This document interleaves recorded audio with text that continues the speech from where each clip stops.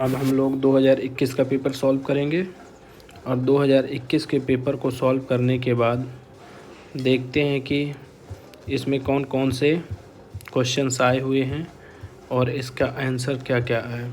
तो जो इसमें सोशल साइंस का दिया गया है 91 से लेकर 150 के बीच में, तो हम उसके आंसर यहाँ पर देखते हैं। तो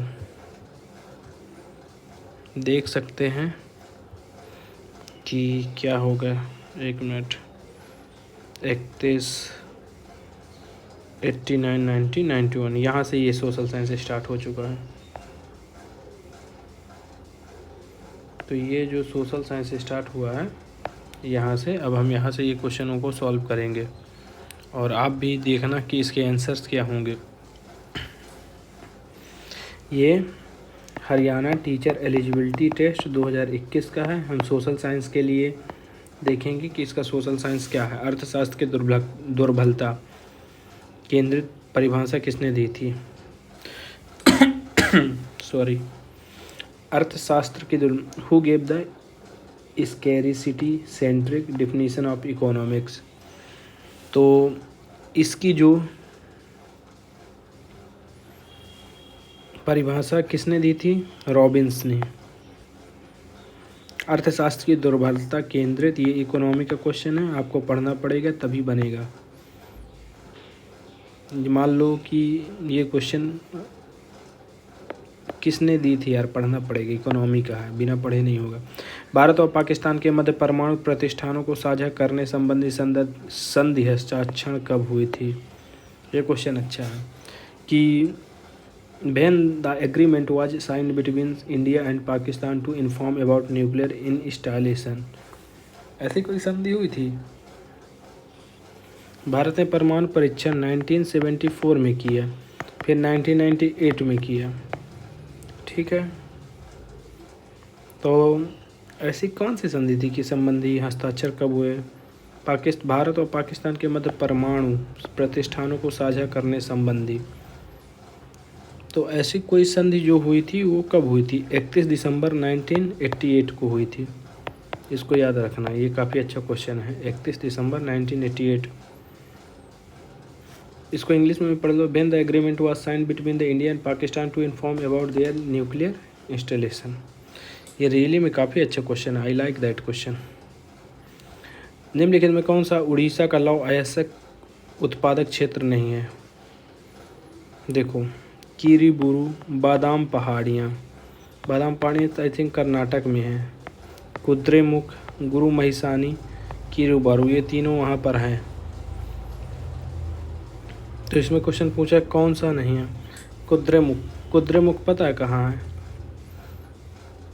कुद्रेमुख है कर्नाटक में, तो उड़ीसा में कैसे हुआ? सॉरी। तो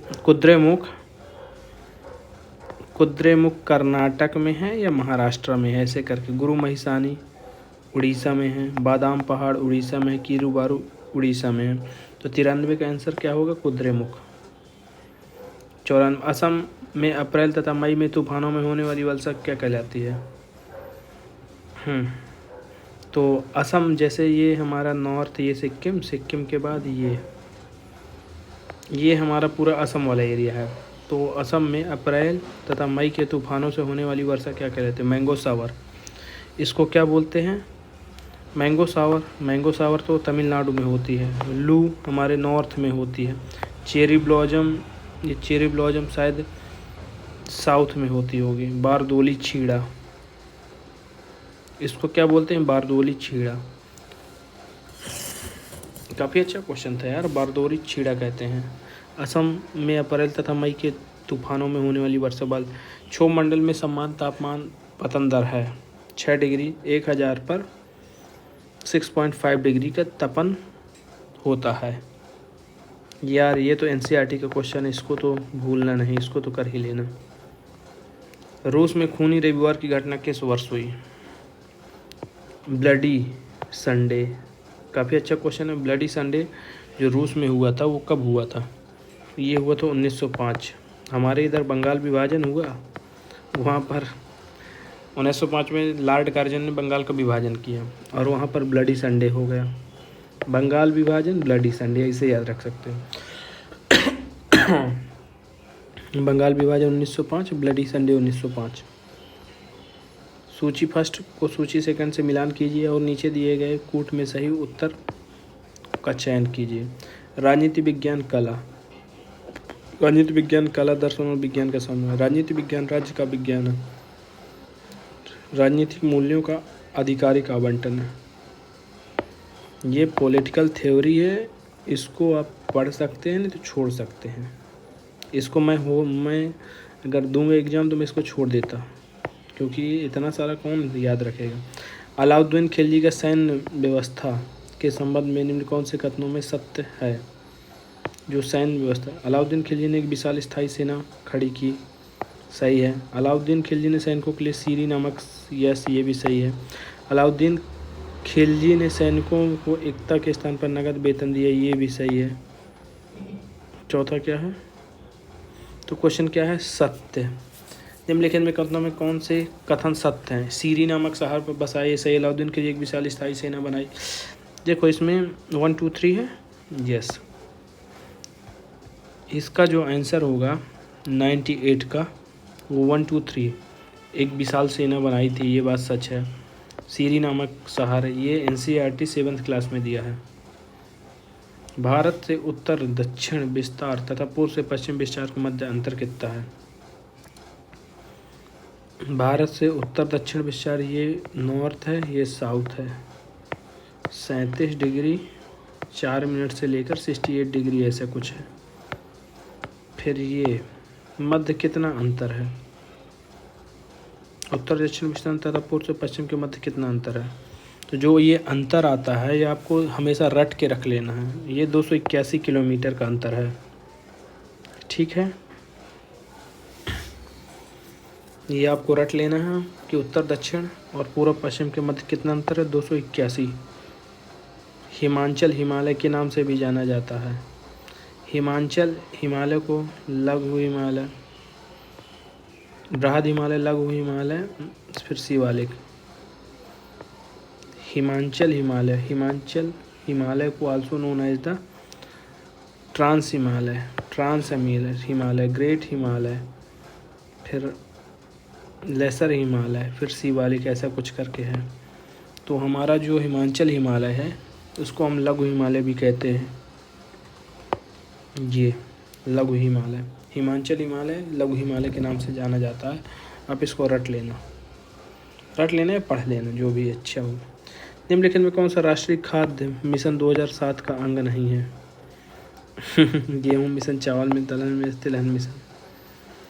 तो राष्ट्रीय not a part of national food security mission.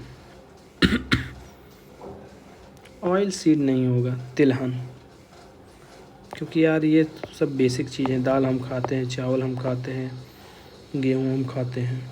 भू राजस्व की महालवाड़ी व्यवस्था का प्रतिपादक थे रैयतवाड़ी, महालवाड़ी, स्थायी बंदोबस्त।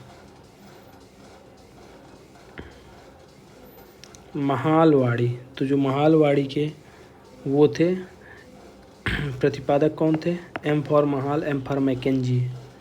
इसको ऐसे याद रखना, M for Mahal, M for Mackenzie. Ryotwari, Mahalwari और महालवाड़ी और स्थायी बंदोबस्त। M for Mahal, M for Mackenzie. Make in India का संबंध निम्न किस क्षेत्र से है। अपना मतलब मेक इन इंडिया से संबंध हमें विनिर्माण क्षेत्र से, हमें अपना सामान बनाना है मेक इन इंडिया में। तो दिव्यांगजन को समान अधिकार प्राप्त हैं और समाज में उनकी पूरी भागीदारी संभव बनाना सरकार का दायित्व है।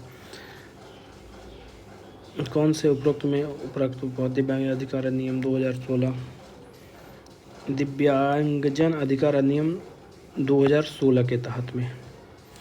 इसको यार काफ़ी अच्छा ये करंट अफेयर का क्वेश्चन है। दिव्यांगजन को समान अधिकार प्राप्त और समान समाज में उनकी पूरी भागीदारी संभव बनाना सरकार का दायित्व है। दिव्यांगजन अधिकार अधिनियम 2016 के तहत है। निम्नलिखित उपभोक्ता संरक्षण से संबंधित मानकीकरण चिन्हों में से कौन सा एक सही सुमेलित है। एग मार्क, फूड प्रोडक्ट में, eco mark domestic consumer product, hallmark precious metal में, bull mark cotton and silk में। तो कौन सा सुमेल? एग मार्क तो दिया जाता है यार, लेकिन हॉल मार्क प्रीसियस मेटल में, हाँ चल ठीक है। Eco mark domestic consumer product में, लेकिन बुल मार्क ये सूती, देखो एग मार्क ठीक है फूड प्रोडक्ट में दे दिया है, इको मार्क डोमेस्टिक कंज्यूमर घरेलू उपभोक्ता उत्पाद में, हाँ इको, क्योंकि इको फ्रेंडली है जो भी हो। हॉल मार्क, लेकिन बुल मार्क यार, ये जो बुल मार्क है किस में दिया जाता है? ये सूती एवं रेशमी, नहीं यार ऐसा तो नहीं है। इसका आंसर तो गलत बुल मार्क ही है, लेकिन ये देखना था कि बुल मार्क दिया किस में जाता है। तो जो बुल मार्क है, एक मिनट, बुल मार्क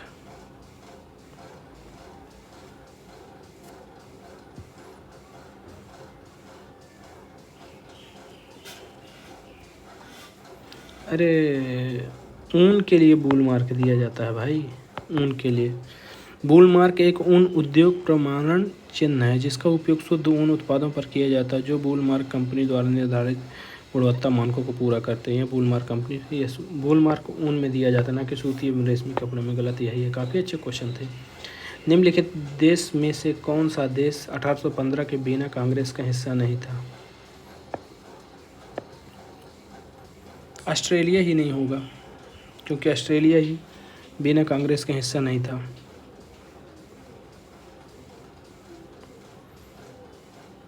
ब्रिटेन था, रूस था, ऑस्ट्रेलिया भी था, लेकिन कौन नहीं था? संयुक्त राज्य अमेरिका। लक्षित सार्वजनिक पीडीएस का प्रारंभ हुआ था। हमारे इधर जो पीडीएस स्टार्ट हुआ था, when targeted public distribution system was started. PDS हमारे इधर कब से स्टार्ट हुआ था? जून 1997 से। PDS started in our India June 1997। वैश्वीकरण के बारे में कौन सा कथन सही है? वैश्वीकरण सिर्फ आर्थिक परिघटना है, ये गलत है। वैश्वीकरण की शुरुआत 1991 में हुई, ये सही है। वैश्वीकरण की पश्चिमीकरण समान है, गलत। वैश्वीकरण बहुआयामी परिघटना, ग्लोबलाइजेशन है मल्टी डिसीजन फिनोमेना। कौन सा कथन सही है ना क्वेश्चन पूछा है। तो वैश्वीकरण की शुरुआत, ग्लोबलाइजेशन बिगिन इन 90, अरे नहीं गलत है यार, ये भी गलत है। भारत ने अपनाया था, लेकिन जरूर थोड़ी है। वैश्वीकरण तो बहुत पहले से चालू था। वैश्वीकरण बहुआयामी प्रतिघटना, ये सही है, चौथा। निम्नलिखित सूफी संतों से जुड़े कौन से सूफी संतों नक्शबंदी सिलसिले से नहीं जुड़े थे? सूफी संत यार, ये क्वेश्चन एनसीईआरटी का धर्म से रिलेटेड आया है, इसको पढ़ना पड़ेगा। ये तो आई डोंट नो, मैं भी नहीं जानता इसका आंसर। भारत में नवीन आर्थिक सुधारों एलपीजी के लागू होने के समय आरबीआई गवर्नर कौन थे? बिल्कुल सही, मनमोहन सिंह, सी रंगराजन, एस वेंकट, अमिताभ घोष। तो आरबीआई के उस समय गवर्नर कौन थे जब एलपीजी लागू हुआ था? तो एस वेंकट रमन ये थे, S Venkataraman. Who was the governor of RBI at the time of the implementation of new economic LPG? Venkataraman. ठीक है, इसको याद कर लेना। निम्नलिखित देशों में किस देश ने जर्मनी को आर्थिक संकट से उबारने तो डॉप्स योजना बनाई? ये बहुत अच्छा क्वेश्चन है। डॉप्स योजना बनाए जर्मनी को। फ्रांस ही मदद कर सकता है या संयुक्त राज्य अमेरिका करेगा मदद? जर्मनी को उबारने के लिए डॉप्स योजना बनाई थी संयुक्त राज्य अमेरिका ने।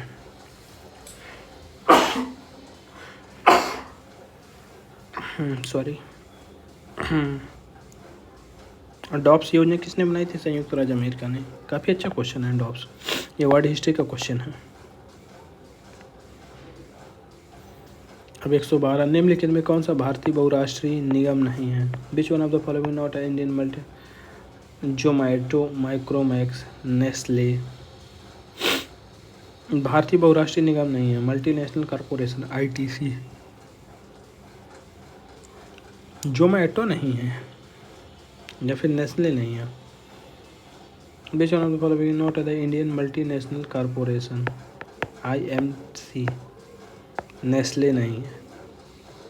नेस्ले टॉफ़ी है एक प्रकार की।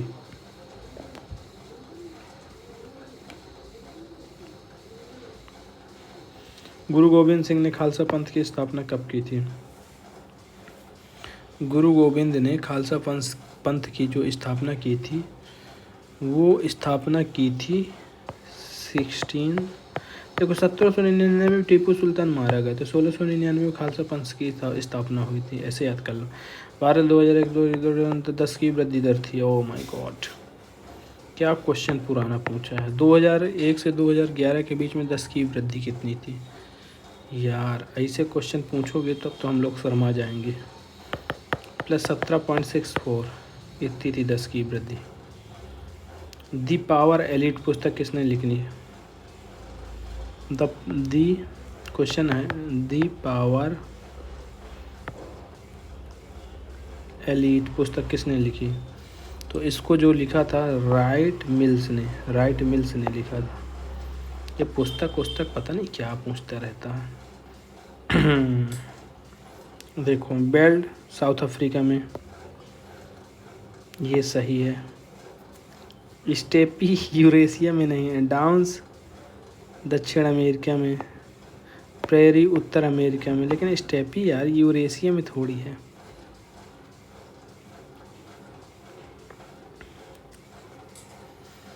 यार ये घास का मैदान प्रेरी उत्तरी अमेरिका में, बेल्ट स्टेपी यूरेशिया में है, तो फिर डाउन्स कहाँ है?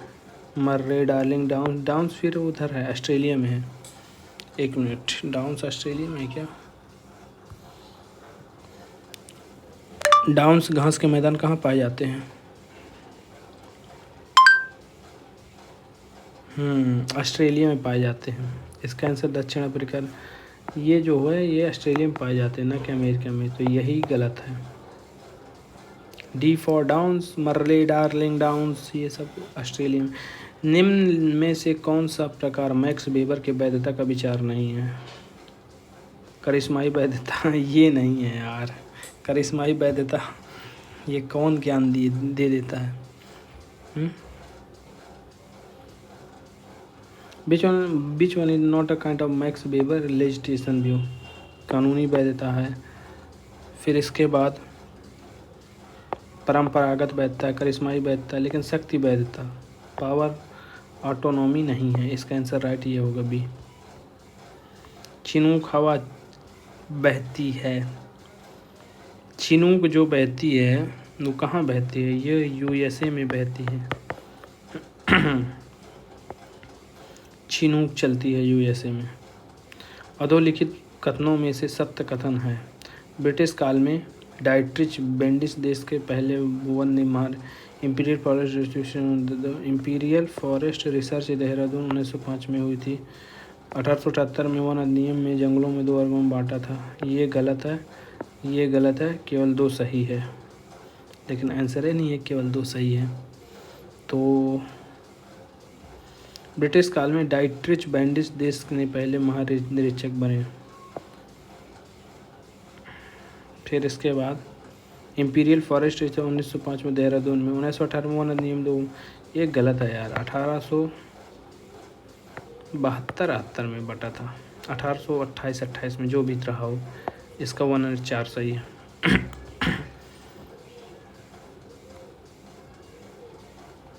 क्वेश्चन नंबर 18199, ये गलत है यार। इंपीरियल फॉरेस्ट रिसर्च इंस्टीट्यूट ये गलत है, ये भी गलत है, केवल एक सही है इसका आंसर जो है। तो सॉरी, मिस्टेक हो गई थी। भारतीय लोकतंत्र के सम्मुख कौन सी प्रत्यक्ष चुनौती नहीं है? नैतिक मूल्यों का पतन, संप्रदायवाद का खतरा, जाति व्यवस्था। सभी विकल्प सही हैं, सभी विकल्प सही हैं। ऐसे क्वेश्चन में विश्व भारतीय लोकतंत्र के सम्मुख कौन सी प्रत्यक्ष चुनौती नहीं है? नैतिक मूल्यों का पतन ये चुनौती है, संप्रदायवाद का खतरा चुनौती है, जाति व्यवस्था ये चुनौती नहीं है, ये तो होना ही है। इसका आंसर सी होगा। अब हम 121 में आ गए। भारतीय संविधान में कौन से भाग में संघ एवं राज्य के प्रशासनिक संबंध वर्णित हैं? Union and state administration relation. ये जो रिलेशन हैं सभी विकल्प गलत हैं। भाग 11 में नहीं है, भाग 11 में नहीं है, भाग 19 में नहीं है, सभी विकल्प गलत है। Centre state relation. Alauddin Khilji की विजयों का सही कालक्रम। चित्तौड़गढ़ की विजय, गुजरात की विजय, रणथंभौर की देवगिरी की द्वितीय अभियान। यार ये तो कोई नहीं बता पाएगा, इसको छोड़ देना, लेफ्ट कर देना। निम्नलिखित में कौन सा पार्थिव ग्रह नहीं है? टेरेस्ट्रियल। देखो BSP मायावती, बुध, शुक्र, पृथ्वी, मंगल, ये सब बुध है, शुक्र है, मंगल है, बृहस्पति है। ठीक है, तो कौन सा पार्थिव ग्रह नहीं है ना, ये क्वेश्चन पूछा।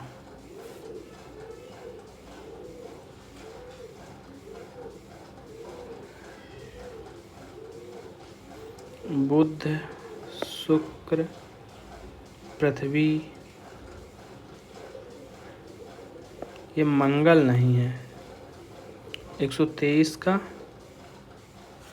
बुध, शुक्र, पृथ्वी, मंगल नहीं है यार, ये मरक्यूरी है, बृहस्पति है। ठीक है, तो इसमें आंसर क्या होगा? टेरेस्ट्रियल बृहस्पति नहीं है, इसका आंसर सी होगा। निम्न ये कौन से भूकंपों की उत्पत्ति का कारण नहीं है? ज्वालामुखी क्रिया, समुद्री धारा, भ्रंश क्रिया, हाइड्रोस्टैटिक प्रेशर, फॉल्टिंग।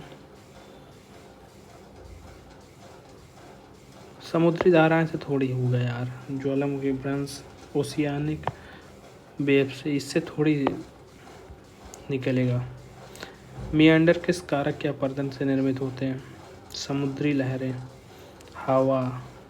हवा से मियांडर बना थे ना। हाँ, 125 का ये मियांडर मतलब भंवरा, ये हवा में थोड़ी बनता है भंवरा, ये पानी में बनता है, नदी में ये भंवरा बनता है। इसका आंसर सही होगा। निम्न में से संविधान सभा भारतीय संविधान के प्रस्तावना में जोड़े गए थे 42। यार ये रिपीट क्वेश्चन हुआ 2021 का। लोकसभा के तीसरे स्पीकर कौन थे? ये अच्छा क्वेश्चन है। लोकसभा के तीसरे स्पीकर, लोकसभा के तीसरे स्पीकर सरदार हुकुम सिंह थे। ये थे सरदार हुकुम सिंह। भारत का उपराष्ट्रपति निर्वाचित किया जाता है सभी विधानमंडल संसद के सदस्यों द्वारा, केवल राज्यसभा के सदस्यों द्वारा? संसद के सदस्यों द्वारा। HDI ह्यूमन डेवलपमेंट इंडेक्स टिप्पणी संगत है। HDI से अभिप्राय हंगर डेवलपमेंट इंडेक्स, यही गलत है यार, ह्यूमन डेवलपमेंट इंडेक्स होगा। It using purchasing power parity. Life expectancy at birth denote average expectancy of life is include income, health and education. Yes, ये तीनों सही है, लेकिन चौथा गलत है। राज्यपाल की उपलब्धियों, भत्तों और विशेषता का निर्धारण कौन करता है? राज्यपाल की ये राष्ट्रपति करते हैं भैया। कौन करता है? राज्यपाल की उपलब्धियों, भत्तों और विशेष अधिकारों का निर्धारण राष्ट्रपति करता है। गलत, संसद करता है। ऐसी गलती करना भी नहीं दोबारा। निम्नलिखित में कौन से भारतीय रिजर्व बैंक का कार्य नहीं है? Credit control, monetary policy, issue of currency notes, creation of credit, साख का सृजन, ये नहीं है। क्रिएशन ऑफ क्रेडिट ये थोड़ी ठीक है, थोड़ी ले। जनगणना 2000 भारत में महिला साक्षरता में सर्वाधिक पिछड़ा राज्य हरियाणा ही हो सकता है, या फिर बिहार होगा। पिछड़ा राज्य बिहार है। बिहार में बहुत कम शैक्षिक संरचना। भारत में सकल घरेलू उत्पादन में विभिन्न क्षेत्रों का योगदान है। तो सबसे पहले टर्सरी, फिर सेकेंडरी, फिर प्राइमरी। तो 133 का होगा, टर्सरी का, सेकेंडरी, ऐसे ऐसे इनका योगदान है। निम्नलिखित पुरस्कार किस स्थल में गर्तावास के साक्ष्य मिले हैं? Pit house have been founded. Damdama Burzahom, Chopani Mando, सुरतगोई, ये बुरजोम में मिले हैं। गजब के क्वेश्चन है पूछे। भारतीय संविधान में कौन से अनुच्छेद पंचायतों की संरचना से वर्णित है? जो पंचायतों की संरचना वर्णित है आर्टिकल 243, आर्टिकल 243 सी में कॉन्स्टिट्यूशनल कंपोजिशन पंचायत डिस्क्राइब, पंचायतों की संरचना आर्टिकल 243 सी, इसको याद कर लेना। किस अर्थशास्त्र ने भारत में सर्वप्रथम गरीबी का अध्ययन किया और 1956 में? या और गरीबी का अध्ययन लकड़बागा कमिटी ने किया था, लकड़बग्घा, ऐसा था क्या? किस अर्थशास्त्र भारत के सर्वप्रथम गरीबी का अध्ययन किया 1996 मध्य ग्रामीण निर्धनों को प्रतिशत में कमी होने के संकेत दिया? BS मिनहास ने इसने किया था, लकड़बाड़ा नहीं किया था, गलत मत करना। क्षेत्रफल के अनुसार निम्नलिखित महासागरों का सही घटता क्रम, सबसे बड़ा कौन सा है? घटता क्रम तो पहले सबसे बड़ा प्रशांत महासागर, फिर अटलांटिक महासागर, प्रशांत, अटलांटिक, आर्कटिक, फिर हिंद, ऐसे होगा। 137 का कैसा है? पहले प्रशांत है, फिर अटलांटिक है, फिर हिंद है, फिर आर्कटिक, अंटार्कटिका ऊपर है, आर्कटिक है। इसका आंसर बी होगा।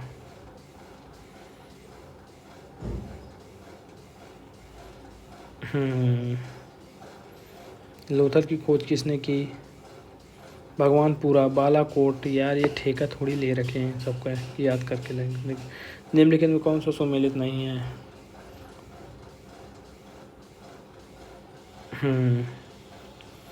इसका सुमेलित नहीं है जो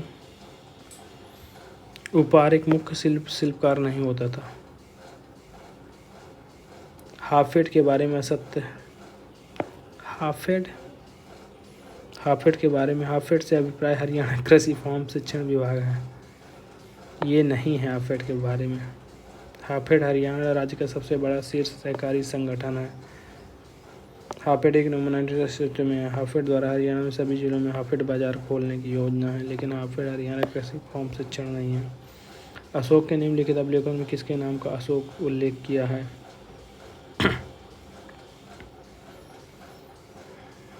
अहरौरा शिलालेख में नहीं, भाबरू में नहीं, नेत्तूर शिलालेख में, ये जो कर्नाटक में है।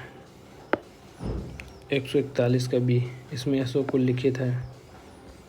निम्नलिखित में कौन सा पर्वत यूरोप में अवस्थित नहीं है? आल्प्स है, ब्लैक फॉरेस्ट है, एटलस नहीं है, एटलस अफ्रीका में है। 142 का AP9 है। सतत विकास शब्द से अभिप्राय है पर्यावरण संरक्षण के साथ आर्थिक विकास, rapid development, agriculture development, industrial development, economic development with environment protection, yes. 143 का 4, पंचायतों को वित्तीय स्थिति में पुनर्व्यवस्थित वित्त आयोग का गठन कौन करता है? वित्त आयोग का गठन राष्ट्रपति करता है। 144 अच्छा, पंचायतों में मतलब स्टेट में राज्यपाल करता है, लेकिन सेंटर में राष्ट्रपति करता है। आर्थिक विकास की अवधारणा के मापन में के सुधार का क्रम क्या है? What was the sequence of improvement of the concept of the economic development? तो इसका आंसर जो होगा ABCD होगा। पहले इनकम, पर कैपिटल इनकम, PQLI, SDI। निम्नलिखित में कौन सा सुमेलित नहीं? कर्क रेखा 23.5 डिग्री उत्तर, मकर रेखा 23.5, प्रधान मध्याह्न, prime meridian 0 degree, international date line 180 degree, east and west international date line 180 degree east and 180 degree west. तो इसका जो आंसर होगा वो 3 नहीं, प्रधान देशांतर जो होता है वो 0 डिग्री होता है। ओके। अशोक मेहता समिति, LM सिंघवी, जॉन मथाई समिति, संतानम समिति के संतानम समिति ने शायद 1900, हाँ ये सही है, सही उत्तर चयन कीजिए। 147 जॉन मथाई, 1953 के संतानम, LM सिंघवी, अशोक मेहता, ये सब पता होनी चाहिए कब समिति आए हैं। 147 आप इसको छोड़ दे लो। कौन सी याद रखेगा? 148। निम्नलिखित में कौन से हिंसक और विस्फोटक ज्वालामुखी का प्रकार है? स्ट्रम्बोलियन होगा या फिर पिलियन होगा? Which one of the following is the most violent and explosive type of the volcano? Plinian है ना, ये पिलिनियन। चोल काल में बेट्टी था। व्यापारी एक बंदर एक प्रकार का कर एक शाही अनुष्ठान। चोल काल में एक प्रकार का कर था बेट्टी। यार ये एनसीईआरटी में दिया है, क्या भूल रहा हूँ। निम्नलिखित शासकों में कौन सा नृसिंह देवी का मंदिर? यार ये चोल किसने बनवाया था? राजा राजेंद्र प्रथम पुलकेशन द्वितीय। इसको जो बनवाया था विजयालय चोल, एनसीईआरटी में दिया है। इसको मैंने लिखा था निशुंभ सूदनी देवी मंदिर का निर्माता कौन है? तो अब हम ये 2000 ये अब हम लोग 2021 का हरियाणा टीचर एलिजिबिलिटी टेस्ट को सॉल्व कर चुके हैं। इसमें 9, 6, 15 मतलब 60 क्वेश्चन में 35 क्वेश्चन सरल थे, बाकी 25 क्या 25 कठिन मान लो या नहीं बनेंगे, तब भी तो 35 नंबर पा ही रहे हो। बाकी वहाँ से खींच लेना। अब 2022 का देखेंगे। अब हमारे पास 2 पेपर बचे हैं, 2022 का बचा, 2023 का बचा। हम इसको भी सॉल्व कर लेंगे। इसके बाद फिर हम एमपी टीचर एलिजिबिलिटी टेस्ट का रखेंगे। ओके।